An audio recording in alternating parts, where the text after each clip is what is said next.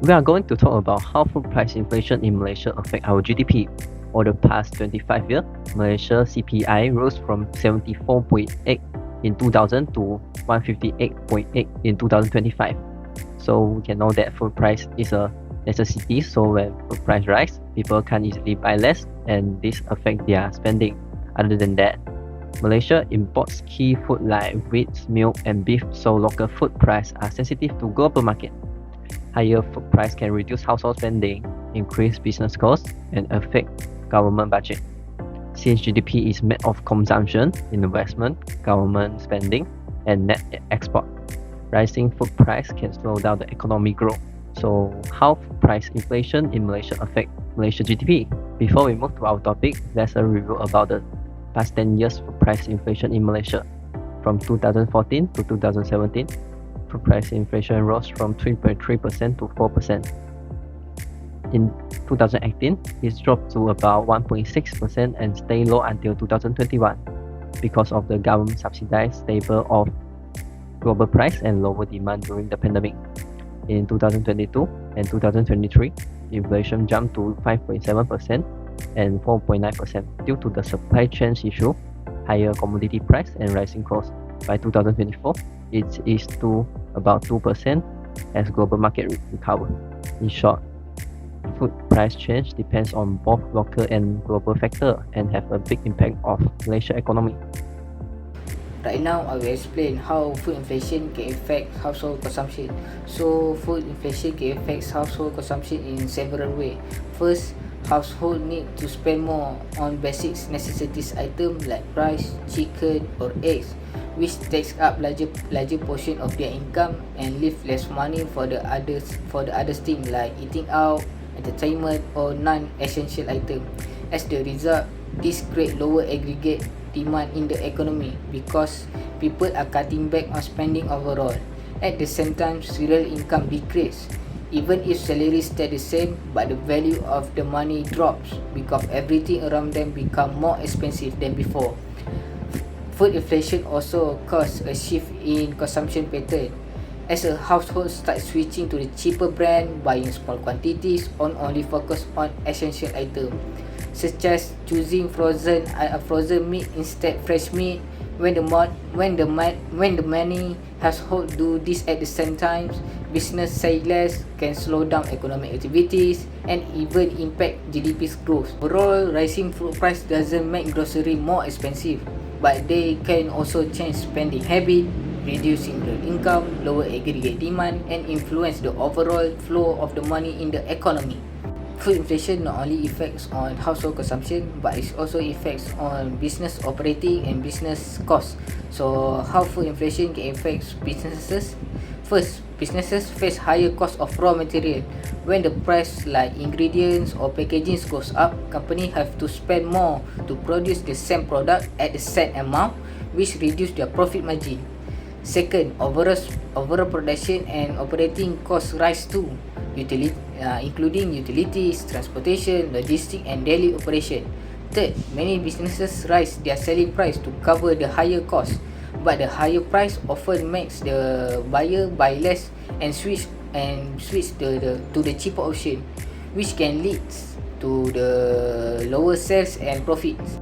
The impact on import and exports are food price inflation worsens Malaysia's trade balance because the country relies heavily on imported food such as beef, mutton, and vegetables. When global prices rise, Malaysia's import bill increases, raising domestic prices and directly weakening net exports in the GDP calculation.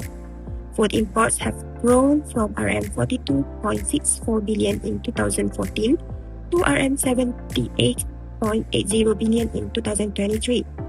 This showed how dependent the country is on external supplies. Higher imported input costs also push up local production expenses, making Malaysian products less competitive abroad. As domestic prices rise, exporters face shrinking profit margins and may lose foreign buyers to cheaper alternatives. Since Malaysia's food exports are much lower than its imports, this inflation-driven cost pressure further harms the trade balance and slow overall GDP growth. For the government spending, which is a G, Firstly, fiscal deficit and long-term concerns. Expanding subsidies increase fiscal pressure as more funds are used for operational and welfare spending rather than long-term investments. This raises risks such as higher borrowing, slower fiscal consolidation, and potential dependency on subsidies. While effective short-term, these measures require careful management to ensure long-term sustainability. Secondly, government intervention.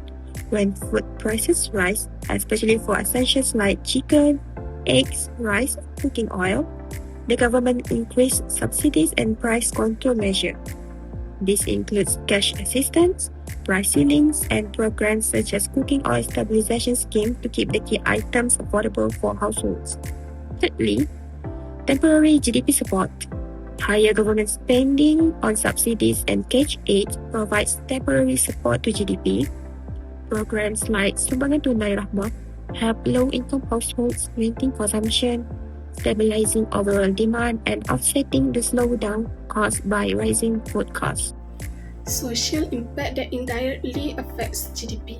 When food inflation increases, the overall Malaysia economic condition will worsen, especially for vulnerable groups. As food price increase, poor households will spend a large amount of their income on basic necessities like foods than other essential needs, which push more families into poverty.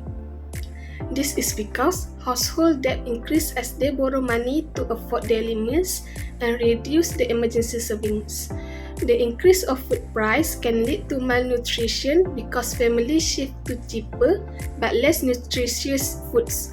Malnutrition will reduce student health and performance, while workforce productivity will decrease. When the workforce productivity drops, output will decrease and this will slow economic growth. In long term, the increase in food price can decline in Malaysia's GDP as the economy becomes less efficient and less competitive. The government will face higher fiscal pressure to stabilize the situation. Ultimately, the increase in food inflation can affect social and economic stability. Real GDP versus nominal GDP. Real GDP and nominal GDP in Malaysia show two different pictures of economic performance during the period of rising food inflation. Nominal GDP measures the value of all goods and services produced in the country using current prices, so it will rise when food price increase. The increase in food price will make the economy look bigger even without more output production. However, real GDP removes the effect of inflation and reflects the true volume of goods and services produced. When food inflation increases, the cost of living will increase, household purchasing power will decrease, and businesses will reduce production. This means Malaysia's nominal GDP will increase during food inflation, while real GDP shows the real economic condition. This shows real GDP is a better measure of economic health. For example, in high inflation years, Malaysia's nominal GDP rose mostly due to higher price, while real GDP grows slowly because households spend less and businesses reduce output because higher operating costs. Policymakers should rely on real GDP for accurate evaluation. Hence, nominal GDP shows how much the economy is worth at current price, while real GDP reveals how much the economy is truly producing. Malaysian economy saw a strong rebound in 2022 as the country reopened after COVID-19. Higher consumer spending helped drive growth, but in 2023, GDP growth slowed to 3.7% mainly because global economic conditions weakened. Domestic demand, especially household spending, continued to support the economy, but the external demand dropped due to slower global trade and export. In terms of inflation, headline inflation in 2022 stood at 3.3% with prices rising across key categories. Food prices were a major concern, increasing by about 4.8% in 2023. Even as inflation began to ease, essential items like food and basic necessities remained high, meaning many households continue to feel the pressure of rising living costs. Lower income households were the most affected. Around 70% lacked sufficient resources for basic needs, and 60% had no saving. Rising food and energy prices increased financial stress, and the post-COVID recovery was uneven, leaving vulnerable groups struggling the most. Overall, the cost of living became a heavy burden, especially for lower-income families. To address this, the government provided fiscal support through subsidy and social assistance. There were also recommendations to make subsidy more targeted for better efficiency. On the monetary side, BNM increased the OPR to 3% in May 2023 to help manage inflation. The overall goal was to balance economic growth while keeping inflation under control. Food prices inflation slows GDP growth mainly because rising food costs reduce the purchasing power of households, leaving them with less disposable income to spend on non-essential goods and services. When consumer spending weakens, overall economic activity begins to slow. At the same time, higher food and input prices increase production costs for firms, particularly in agriculture, manufacturing and food-related industry. This often result in lower output, squeezed profit margin, and in some cases reduce hiring or cutback in employment. Although government measures such as subsidy, cash assistance, and temporary price control can help protect households and businesses, these policies also increase fiscal pressures by rising government expenditure. For this reason, maintaining stable and affordable food prices is crucial not only to protect consumers but also to support sustainable economic growth and ensure the resilience of the wider economy.